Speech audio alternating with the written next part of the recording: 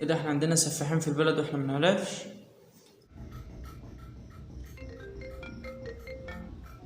هلا بالحبيب، كيفك؟ شو اخبارك؟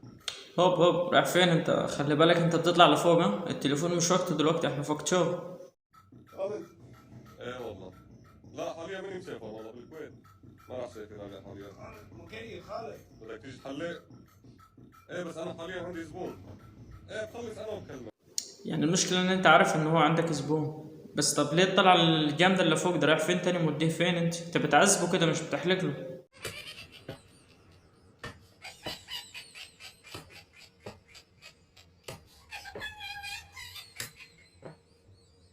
هو الراجل ده يا جماعة فاهم الموضوع غلط، بس عايز حد يعدلوله. افتح الطريق يا ابني عشان ما بشوفش قدامي.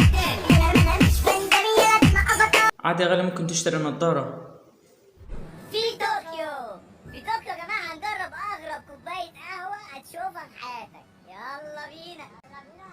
وصلنا أناكوما كافيه في قلب طوكيو. كانت المفاجأة إن مفيش أي حد في المكان. لاحظ على كلامك يا غالي ان انت بتقوله في طوكيو، مش في مصر ولا في الدول العربية، يعني انت في دولة أجنبية. اخترنا القهوة بتاعتنا من هنا ودفعنا هنا.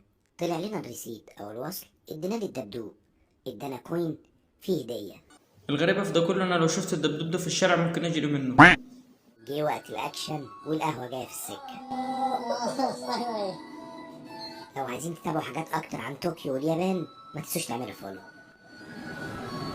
انا غالي لو حبيت اروح اليابان دي هروح عشان بس كوباية القهوة دي اللي بتيجي من ايد الدبدوب، عشان نفسي اجربها طعمها ايه. تعالوا اوريكم اسوان بنشرب ميه ازاي.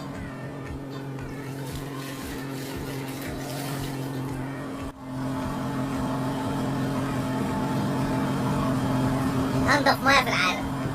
يا عم ارحمنا، ده احنا بنشربها مفلترة وبتتعبني.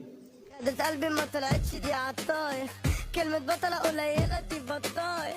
عود البطل ده دوتني في نصاير. مش عاوز بيكيني انت احلى في العب.